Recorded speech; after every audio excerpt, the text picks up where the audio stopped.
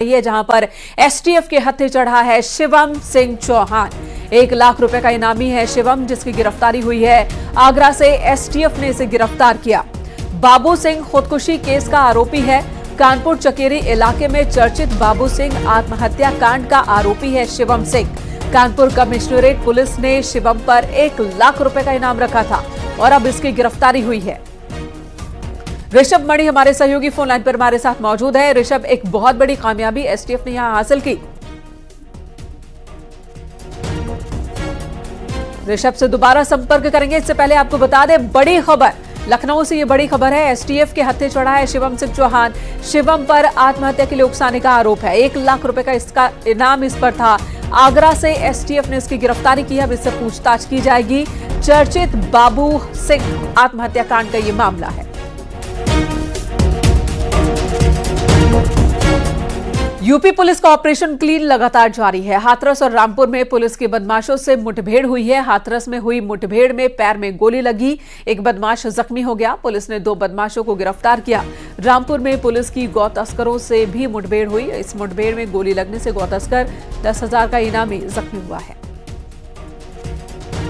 तो 2 तस्वीरें आपके सामने हैं। 2 बदमाश अरेस्ट किए गए हैं एनकाउंटर के बाद। रामपुर और हाथरस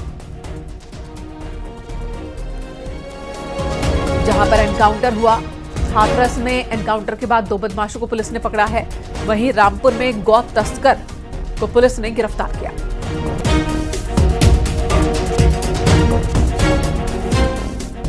इधर हाथरस में पुलिस की बदमाशों से मुठभेड़ हुई, जिसमें पैर में गोली लगने से एक बदमाश घायल हो गया। पुलिस ने कुल 2 बदमाशों को यहां गिरफ्तार किया।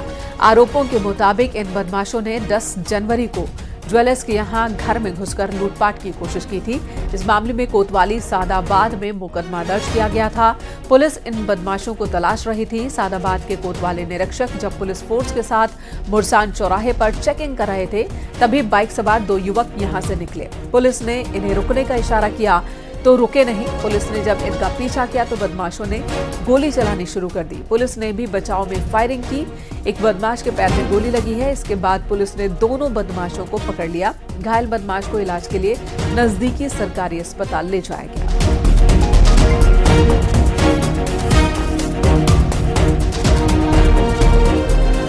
उधर रामपुर में गोकशी की सूचना मिलने पर पुलिस की टीम पहुंची। गौ तस्करों से एनकाउंटर हो गया। मुठभेड़ में गोली लगने से गौ तस्कर शाने आलम जख्मी हुआ। उसे इलाज के लिए जिला अस्पताल ले जाया गया। पुलिस ने जब उसकी घेराबंदी की तो बचने के दौरान बदमाश ने फायरिंग शुरू कर दी थी, जिसके बाद पुलिस को एक्शन लेना पड़ा। थानागंज क्षेत्र में यह एनकाउंटर हुआ है। गौ तस्कर शाने आलम हरदोई जिले का 10,000 का इनामी है। हरदोई में भी उसके ऊपर कई मुकदमे दर्ज हैं। शाने आलम, इसको हरदोई पुलिस में गोकशी के मामले में गैंग से वांछित था। इसके ऊपर 10,000 का इनाम था। आज थानागंज में इसके द्वारा पुलिस से मुठभेड़ की गई और इसमें पुलिस के आत्मरक्षा फायरिंग में इसके पैर में गोली लगी है। जिला अस्पताल लाया गया है। वर्तमान में इसकी स्थिति ठीक है। वाराणसी में कैंट स्टेशन पर एक संदिग्ध शख्स से 11,60,000 रुपए कैश बरामद हुआ। चेकिंग के दौरान जीआरपी ने बिहार के रहने वाले शैलेश नाम के इस शख्स को गिरफ्तार किया। पूछताछ में आरोपी खुद को राइस मिल कारोबारी का कर्मचारी बता रहा है, लेकिन पैसे का कोई प्रूफ नहीं दे पाया। इनकम टैक्स विभाग की टीम इस वक्त पड़ताल में जुटी है। 26 जनवरी और अयोध्या में प्राण प्रतिष्ठा को लेकर जीआरपी और आरपीएफ ने कैंट स्टेशन पर चेकिंग अभियान चला रखा है। ये उनका कहना कि मैं पहली बार आया था और इतना कैश ले जाना अलाउ नहीं है, मुझे जानकारी नहीं है। ये पूरा इतिहास कुछ है नहीं, अभी जांच चल रही है। इनकम टैक्स की टीम आ गई है और एटीएस की भी टीम है। कहाँ लेके जा रहे थे, कौन दिया था? ये बता रहे हैं हमारे राइस मिल का काम वहाँ जहानाबाद में मिल है। इनके मालिक का नाम नवीन है और उन्हीं का पैसा ये यहाँ बनारस आए थे लेने और लेकिन इनको बिहार जाना था। उस तरह कुछ जानकारी मिला कि राइस मिल क्या है? इसकी जांच चल रही है। इनकम टैक्स टीम यहाँ मौजूद है और आगे कार्रवाई जो है उनके द्वारा की जाएगी। ये कौन है? इटावा जिले के बकेवर इलाके में चलते हुए ऑटो में आग लगने से हड़कंप मच गया। ऑटो में आग लगी देखकर ऑटो ड्राइवर ने कूदकर अपनी जान बचाई। स्थानीय लोगों ने बाल्टी से पानी डालकर ऑटो में लगी आग पर काबू पाया। किया आरोपियों में एक रुड़की और दूसरा सहारनपुर का रहने वाला है। पुलिस, एसटीएफ और ड्रग विभाग को ज्वाइंट ऑपरेशन में ये कामयाबी मिली। मुखबिर की सूचना पर नशीली दवाइयों की ये खेप किशनपुरा मार्केट की पार्किंग से पकड़ी गई। जब्त की गई नशीली दवाइयां मुजफ्फरनगर से सहारनपुर लाई गई थी। पुलिस और ड्रग विभाग इस गैंग से जुड़े लोगों की तलाश में जुटा हुआ है।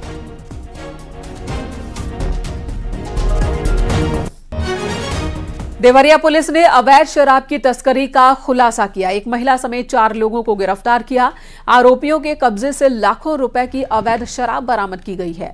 लग्जरी गाड़ी से इस शराब को हरियाणा से तस्करी कर बिहार ले जाया जा रहा था। मुखबिर की सूचना पर गौरी बाजार पुलिस ने अवैध शराब की तस्करी के नेक्सस का पर्दाफाश किया। अवैध शराब की तस्करी के लिए पीछे की सीट के पास डिग्गी में एक विशेष चैम्बर बनाया गया था और इसी चैम्बर में शराब रखकर तस्करी की जा रही थी। जनपद देवरिया के थाना गौरी बाजार पुलिस द्वारा मुखबिर की सूचना पर ग्राम सृजन मुख्य मार्ग के पास से एक 4 पहिया वाहन में पीछे की सीट के पीछे अलग से चैम्बर बनाकर उसमें छिपाकर रखी गई विभिन्न धारिता की कुल 354 बोतल हरियाणा निर्मित अंग्रेजी शराब बरामद करते हुए कुल 4 अभियुक्तों को गिरफ्तार कर नियमानुसार विधिक कार्रवाई की जा रही है।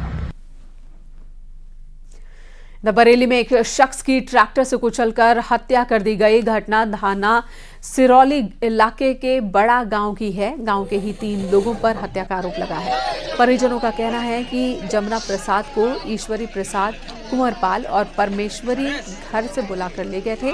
तीनों ने पहले उन्हें दारू पिलाई, जिसके बाद ट्रैक्टर से कुचलकर उनकी हत्या कर दी। पुलिस ने आरोपियों के खिलाफ केस दर्ज किया है। तहकीकात शुरू कर दी है। आज दिनांक 14 जनवरी 2024 को थाना सिरौली में नेपाल सिंह पुत्र श्री रोशनलाल ने आकर सूचना दी कि उनके भतीजे जमुना प्रसाद पुत्र स्वर्गीय रामदास, जो कि 40 वर्ष के हैं, उनको उनके ही गांव के ईश्वरी प्रसाद, कुंवरपाल तथा परमेश्वरी बुलाकर शाम को लेके गए थे तथा इन्होंने उसको दारू पिलाकर ट्रैक्टर से कुचलकर इनकी हत्या कर दी है। इस सूचना पर तत्काल स्थानीय पुलिस मौके पर पहुंची है। सभी उच्चाधिकारियों ने घटनास्थल निरीक्षण किया है। सबको कब्जे में लेकर पंचायतनामा पोस्टमार्टम की कार्रवाई प्रारंभ कर दी गई। अम्बेडकर नगर में बेटे ने अपनी मां को लोहे की फूंकनी से पीट कर मौत के घाट उतार दिया। पुलिस ने हत्यारे बेटे को गिरफ्तार कर लिया है। पंकज और उसकी मां सोनी देवी के बीच गाय को चारा डालने को लेकर कहासुनी हो गई। पंकज ने अपनी मां सोना देवी के सिर पर फूंकनी से कई बार किया। मामला महरुआ थाना क्षेत्र के गजूरडीह गांव का है। पुलिस के मुताबिक आरोपी बेटा मानसिक रूप से बीमार है। गजूरडीह थाना महरुआ अंतर्गत पुलिस के पास सुबह सूचना प्राप्त हुई कि यहाँ पर एक महिला जिनका नाम सोना देवी है, उम्र लगभग 45 वर्ष, जो अपने घर में खाना बना रही थी, उनके पुत्र पंकज उम्र 25 वर्ष को जब उन्होंने गाय का चारा डालने के लिए बोला तो वो लड़का, जिसकी पूर्व से मानसिक बीमारी की दवा चल रही थी अकबरपुर से, उसके द्वारा इस बात पे वो बिफर गया और उसने वहाँ पर आग लगाने के लिए जो फूकनी होती है, जो मेटल की होती है, उससे उसने अपनी माँ के ऊपर कई बार वार कर दिया, जिसमें माँ हताहत हुई हैं और उनको पोस्टमार्टम हेतु भिजवा दिया गया है। पुलिस ने सूचना पर तत्काल आकर अभियुक्त को मायाला कत्ल गिरफ्तार किया है और अग्रिम विधिक कार्रवाई प्रचलित है। हरदोई के सांडी में चोरों ने सराफा की दुकानों को निशाना बनाया। शटर तोड़कर लाखों रुपए के गहने और कैश लेकर फरार हो गए चोर। दुकान में लगे सीसीटीवी कैमरे का डीवीआर भी चोर अपने साथ ले गए हैं। तीनों दुकानों से करीब 65 लाख रुपए की चोरी हुई है। पुलिस मामले की पड़ताल में जुटी है। मैं सत्येंद्र सिंह, क्षेत्राधिकारी बिलग्राम, जनपद हरदोई। आज 13/14 की रात्रि थाना सांडी अंतर्गत 3 ज्वेलर्स की दुकान पर शटर तोड़कर चोरी की घटना हुई है, जिसमें तहरीर प्राप्त हो गई है। मुकदमा पंजीकृत कराया जा रहा है। घटना के खुलासे के लिए टीमें लगा दी गई हैं। शीघ्र खुलासा किया जाएगा। अम्बेडकर नगर में लापता हुए 2 साल के मासूम का अभी तक सुराग नहीं लगा है। 2 दिन पहले 2 साल का सालार संदिग्ध परिस्थितियों में लापता हो गया था। अपहरण का मुकदमा दर्ज कर पुलिस मासूम की तलाश में जुटी है। मामला जहांगीरगंज थाना इलाके के निवारी दुराजपुर गांव का है। मेराज का 2 साल का बेटा घर के बाहर खेल रहा था और तभी लापता हो गया। एसपी ने घटनास्थल का निरीक्षण किया, मामले की जल्द के जल्द खुलासे का भरोसा दिया है। इसके पास ये सूचना आई थी कि नेवारी दुराजपुर जो जहांगीरगंज थाना अंतर्गत पड़ता है, यहाँ पर एक 2 वर्षीय बालक सालार जो कि मोहम्मद मिराज के सुपुत्र हैं, उनके गायब होने की सूचना थी। इस पर पुलिस द्वारा धारा 363 के अंतर्गत अभियोग पंजीकृत करते हुए इनकी तलाश के लिए यहाँ पर जो बहुत बड़ा सा तालाब है उसमें फ्लड कंपनी के माध्यम से, सीसीटीवी फुटेज के अवलोकन के माध्यम से, लोगों से बातचीत के माध्यम से तथा अन्य सभी इलेक्ट्रॉनिक और साइंटिफिक एविडेंसेस कलेक्ट करते हुए इसमें जांच और जानकारी की जा रही है और शीघ्र ही इस पूरे मामले का नामकरण किया गया। कानपुर देहात में कंटेनर से 14 फ्रिज गायब होने के मामले का खुलासा हो गया। कंटेनर के ड्राइवर ने ही अपने साथियों और इलेक्ट्रॉनिक दुकानदार के साथ मिलकर इस साजिश को अंजाम दिया था। पुलिस ने कंटेनर ड्राइवर समेत 4 लोगों को गिरफ्तार किया है। कंटेनर में लदे फ्रिज नोएडा से कोलकाता ले जाए जा रहे थे।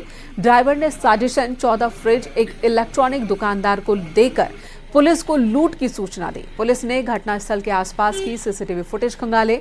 पड़ताल में संदलपुर में इलेक्ट्रॉनिक की दुकान के गोदाम से 14 फ्रिज बरामद हुए हैं।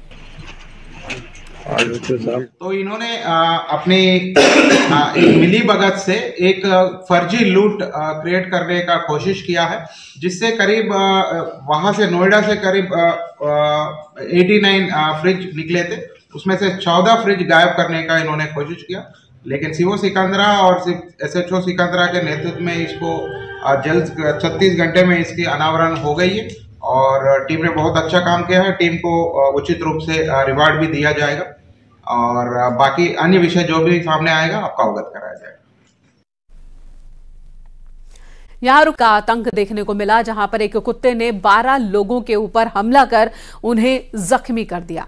थाना शिकोहाबाद क्षेत्र का ये मामला है। सभी घायल अलग अलग अस्पतालों में इलाज करवा रहे हैं। कुत्ता ने खाई ली। कब काट ली है? शाम को। कैसा कुत्ता है जो पूरे गांव में काफी लोगों को काट रहा है? पूरे गांव में कई लोग घायल। मकर संक्रांति के अवसर पर माता वैष्णो देवी की प्राचीन गुफा भक्तों के लिए खोली गई। साल में एक बार खुलती है माता वैष्णो देवी की ये गुफा। मां की प्राचीन गुफा को सुबह 10 बजे से शाम 4 बजे तक और रात 10:30 बजे से सुबह 5 बजे तक खुला रखने का फैसला लिया गया है।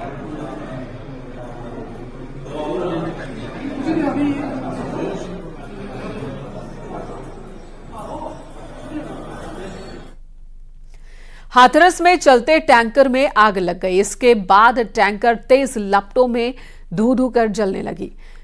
ड्राइवर क्लीनर किसी तरह से अपनी जान बचाने में कामयाब रहे। सिकंदरा मऊ क्षेत्र में जीटी रोड पर आग लगी है। यह हादसा हुआ। मौके पर पहुंची दमकल ने जैसे तैसे आग पर काबू पाया। इस दौरान वहां अफरा तफरी मच गई। टैंकर फटने की आशंका थी, जिसकी वजह से पूरी जीटी रोड खाली करवा ली गई। वो तो गनीमत रही कि आग टैंकर के चैम्बर तक नहीं पहुंची, वरना बड़ा हादसा हो सकता था।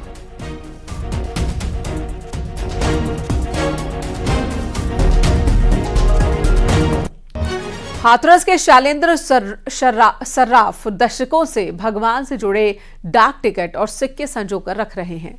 अब वो चाहते हैं कि राम मंदिर के संग्रहालय में उनके ये सिक्के रखे जाएं और टिकट को भी जगह मिले।